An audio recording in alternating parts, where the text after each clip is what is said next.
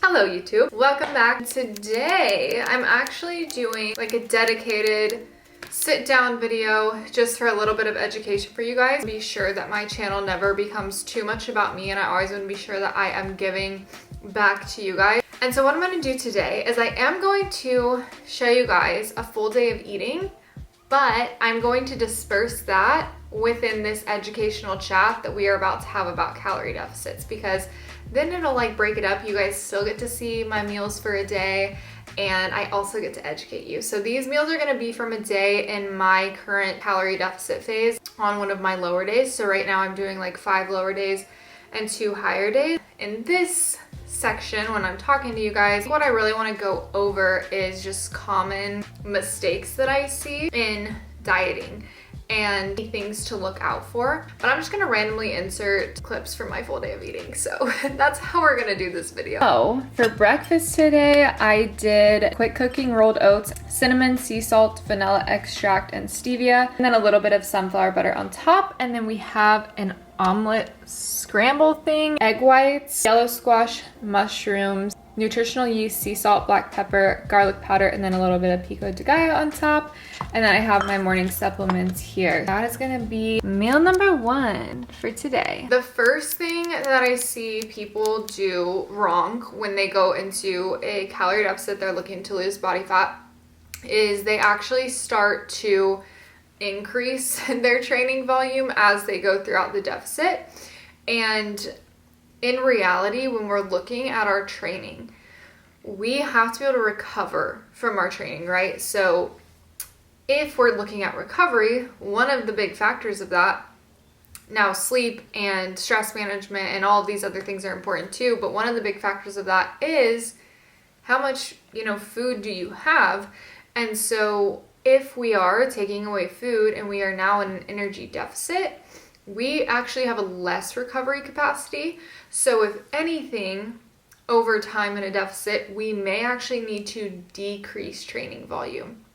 And this is going to be dependent on the person, how big the deficit is, how long they're in the deficit, different genetic factors, things like that. But as a whole, I do see that a lot. Somebody's like, oh, I'm cutting now, so let me go from 4 days a week in the gym at this volume to like 5 to 6 days and like do more sets of everything and more reps of everything. And that's not what you want to do. I definitely would recommend is straying away from trying to add more volume, and if anything, be very closely watching your recovery at the volume that you were at and see if over time in that deficit you may actually need to decrease that volume just to be sure that you're still recovering really well, because you want to be holding on to your muscle in the deficit, and so recovery is going to be a really, really important piece of that. I wanted to show you guys how I made my matchas. I have some heated up oat milk right here, and then what I'll do is I'll add 1-up matcha powder. Also, I do a little bit of stevia, and then I'll froth that up with this, my little hot water kettle here, and I pour that over the top. I wish I could find a better way to heat this up. I mean, I guess I could do it like on the stove, or I could buy like mini things that you can like heat up and froth milk with, because preferably I would put the water in the bottom and then put like frothy milk over the top. Anyways, I'll show you guys the finished product in 3, 2, 1. And there she is.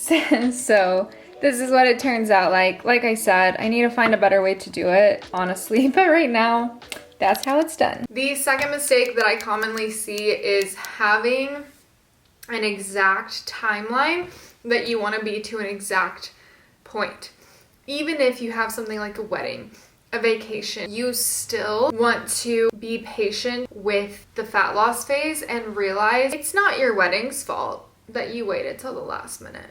It's not your vacation's fault that you waited till the last minute. So I think it's just being okay with, I will get the progress that I can before then, but I'm not going to crash diet myself down into that.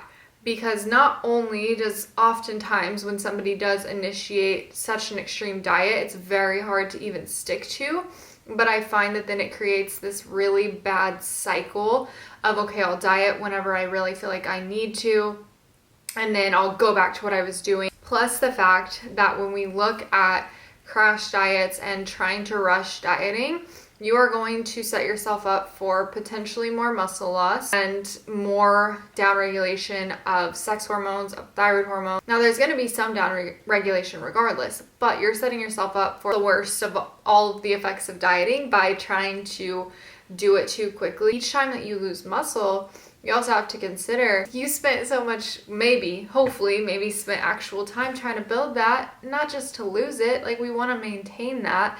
And when we look at muscle, it's also metabolically active. So if you're losing muscle and then you come back up even to the same calories, your maintenance calories now may actually be a little bit lower. And it may not be that drastic, but stack that on 4 years of doing that, which is very common for females. That's not really setting you up for good success long term. What I encourage you to do, if you do have something coming up and you would like to be a little bit leaner for it, number one, assess, is this really something that it's worth it to do? Because I like to be very, very strategic with myself and with clients when we actually decide to diet. There may be some things where it's like, it'd be cool to get a little bit leaner for that, but I am in this phase right now where I am really just optimizing my body, my health, my hormones. I'm training hard, I'm getting stronger, I'm building muscle.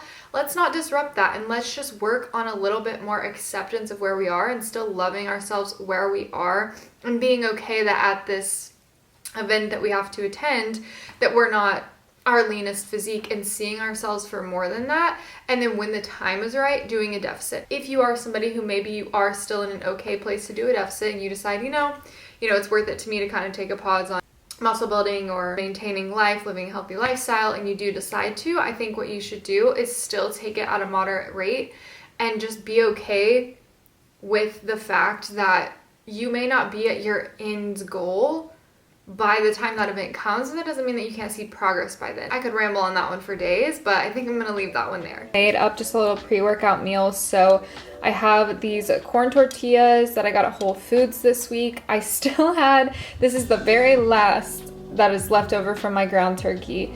And then I will be putting salmon into these, or chicken thighs. I was so excited for that, but I needed to use up the ground turkey. And then I have mango salsa and avocado. So that's gonna be a little pre-workout lunch. Also mixed up just some non-stim pre-workouts to take with me on the road. All right, number 3 is going to be not being patient enough before adjustments are made. You guys, how patient you need to be before you make an adjustment. First of all, you need to go through a checklist, sure that you have been very, very adherent to your macros, to your training, to your cardio, to sleeping. Somebody will, be hitting their macros during the week, but every weekend they kind of fall off track.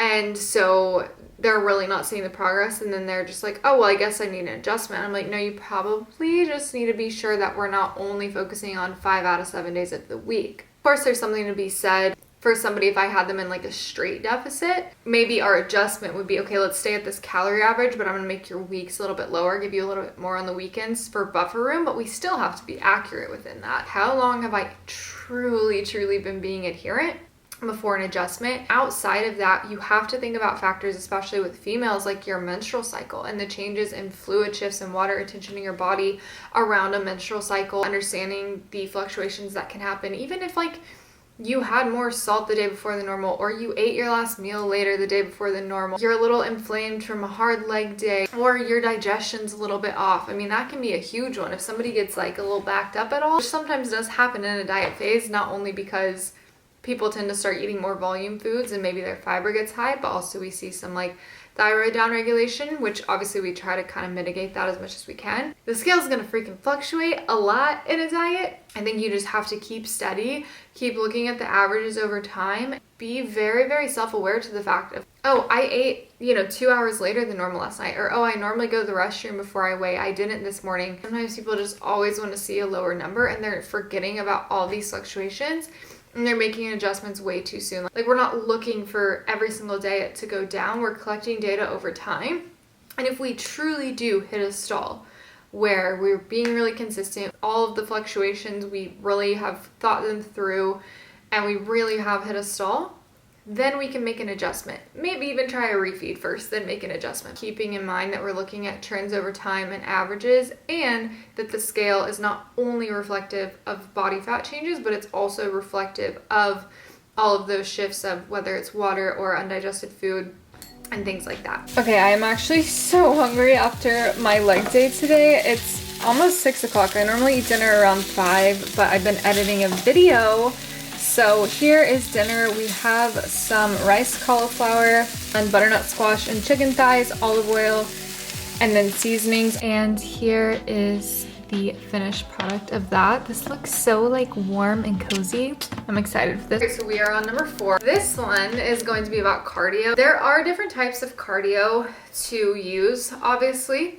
We've got like our low intensity, moderate intensity, high intensity, and I think that a mistake a lot of people do is they overdo it on the high intensity cardio. When we look at high intensity cardio, yes, it's going to burn a lot, and by high intensity, that's like basically the interval training, basically like an all-out sprint or on a bike or something like that, and then enough rest where you can go all out again, that kind of thing. It is going to be something that can interfere with our training recovery. And remember, in a deficit, we already are limiting our recovery capacity a little bit. So we don't want to be putting too much of something on that's then going to further cut into that, because we want to keep our training performance and our training recovery as good as we can throughout our deficit. But also, to kind of speak to females here, we have a menstrual cycle and our bodies are very sensitive to stress from a sex hormone perspective, and we can see a lot of downregulation when we are putting too much stress on our body. And it's not to say that there's going to be no downregulation in general in a deficit, because there is. But if we are constantly then also using this form of cardio that's this big additional stressor, it's definitely not going to help anything. But I've definitely seen the difference since I started using more like lower intensity cardio forms for people more often, that they were just recovering better, feeling better throughout their deficit, and we were able to keep them in a healthier state throughout. It's not that HIIT cardio does not have a place ever, because it definitely does. I use HIIT with my clients sometimes, but it depends on the client. It depends on what their health status was before we started the deficit. It depends on their biofeedback, so their schedules. Would I love to use just more low intensity for you? Yes, but do we have time in your life right now? No. Maybe we've maxed out on that. As a whole though, I will say, like, I've had several clients who I never used any HIIT cardio. I really only use it as needed. I try to keep everything else something that's going to be easier to recover from, is not going to place as much stress on the body. But I don't want to make HIIT sound like the bad guy. I just think it's very overused and very misused, and I think it needs to be more individualized as far as its use. So that would be number 4. So for my last meal, it's the gluten-free quick oats, and then it's cream of rice, the vegan chocolate protein. I did forget to update you guys. I'm actually with 1UP Nutrition now. You guys can use code SID20 to save money at checkout. They actually have really good prices, especially with the discount code, and they do free samples. Anyways, back to the oatmeal, and then creamy almond butter on top, and that is going to be my last meal of the day. Last one, number 5. A mistake in a deficit, but it's not technically in the deficit. It's just when people choose to do one. So many females out there would benefit so much more from spending more time building muscle. And I understand people want to get leaner, and some people genuinely do need to lose body fat. That is the first thing that they need to focus on, maybe for like health reasons. But time and time again, I see people who come to me and they say they want to go into a deficit, but I know the body composition they're wanting. I'm like, we've got to build muscle. Let's optimize building for a while. Let's give your body the fuel that it needs to actually change your physique, because when we go into a deficit, unless you're like a brand newbie and we can see some nice recomp, we're more so kind of maintaining the muscle that we have. Again, unless you still got the newbie gains, but we're maintaining that, losing body fat, which is, you know, cool. We're going to see changes of getting leaner. But if you really want to change the foundation of your physique, that comes from building muscle. Not to mention, over time, as you build more muscle, the impacts that it can have on metabolic rate, and also just different health markers, insulin sensitivity, your nutrient partitioning, things like that. You know, if you have physique goals, really think about, is a deficit the right move right now? Or is that just what I think because that's what I'm used to hearing, is like go into a calorie deficit, lose body fat, but maybe you really need to spend more time just either maybe at maintenance or maybe in a slight surplus optimizing growing your muscle and benefiting yourself more long term. Funny, I actually remember in college, the very first trainer I had, we met at Whole Foods, and I showed him a picture of kind of like what I wanted my legs to look like, and he literally laughed. And I told him I wanted to lose weight, and I said I want to look like this, and he literally laughed, and he was like, "You do realize that you would be 30 pounds more if you looked like that?" It was like the most mind-blowing conversation I think I'd had. I did not believe him at first, but guess how much more I weigh now? Guess how much more I weigh than I did in college? 30 pounds more. He was right. And I still don't have that big of legs. It was Paige Hathaway. Her legs are insane. They're amazing. The goal that you have is not going to be achieved in this deficit all the time. So that would be the last mistake. Well, there's a lot more, but like for this video. Did you guys enjoy my little educational chat and my full day of eating? I hope that you guys learned something. Comment below if you have questions or video suggestions or anything like that, and I will see you in the next one. Bye!